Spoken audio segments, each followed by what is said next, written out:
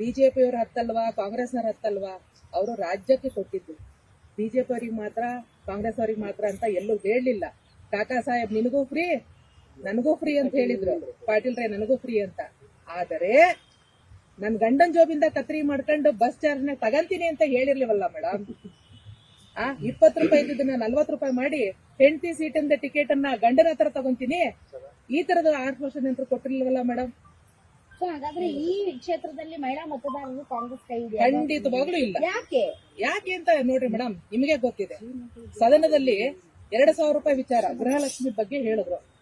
ತುಂಬಿದ ಸದನದಲ್ಲಿ ಆ ಇಲಾಖೆಯ ಮಂತ್ರಿಗಳೇ ಹೇಳಿದ್ರು 2 ತಿಂಗಳಿಂದ ಎಲ್ಲಿದೆ ದುಡ್ಡು ಅಂದ್ರೆ 2 ತಿಂಗಳು ಮಾತ್ರ 2 ತಿಂಗಳಿಂದ ಅಲ್ಲ 2 ತಿಂಗಳು 2 ತಿಂಗಳಾದ್ರೆ ಎಷ್ಟು ಕೋಟಿ ದುಡ್ಡು ಆಯ್ತು ಅನ್ನೋದು ಗೊತ್ತಾ ಇದೆಯಾ ಮೇಡಮ್? ನಮಗೆ ಕಾಣೋದು ಕೇವಲ 2,000, ಬರೀ 2,000 ಒಂದು ಮಹಿಳೆಗೆ. ಆದರೆ ಫಲಾನುಭವಿಗಳ ದೃಷ್ಟಿಯಿಂದ ನೋಡೋದಾದ್ರೆ ಇಷ್ಟು ವರ್ಷಗಳ 2.5 ವರ್ಷಗಳಲ್ಲಿ ನೀವು 2 ತಿಂಗಳಿಗೆ ಮಾತಾಡ್ತಿದ್ದೀರಾ. ಉಳಿದ ತಿಂಗಳುಗಳು ಎಷ್ಟು ತಿಂಗಳಾಯ್ತು? ಪ್ರತಿದಿನ ಬಳಸುವಂತ ಹಾಲು, ಒಂದು ಮಗುವಿಗೆ ಬಳಸುವಂತ ಹಾಲು 9 ರೂಪಾಯಿ ಜಾಸ್ತಿ ಮಾಡಿದ್ದಾರೆ. ಅದ್ರ ದುಡ್ಡು ಎಷ್ಟಾಯ್ತು? ಓಡಾಡ್ತಕ್ಕಂತ ಬಸ್ಸಿನ ದುಡ್ಡು ಜಾಸ್ತಿ ಮಾಡಿದ್ರೆ ಅದ್ರ ದುಡ್ಡು ಎಷ್ಟಾಯ್ತು? ಕರೆಂಟ್ ಬಿಲ್ಲು ಹೆಚ್ಚಿಗೆ ಮಾಡಿದ್ರೆ ಅದ್ರ ದುಡ್ಡು ಎಷ್ಟಾಯ್ತು? ಪರ್ ಯೂನಿಟ್ ಎಷ್ಟು ಜಾಸ್ತಿ ಆಗಿದೆ? ಇದೆಲ್ಲ ಲೆಕ್ಕ ಮಾಡಿದ್ರೆ ಬಹುಶಃ 2,000 ಮೀರಿಸುತ್ತೆ ಮೇಡಮ್.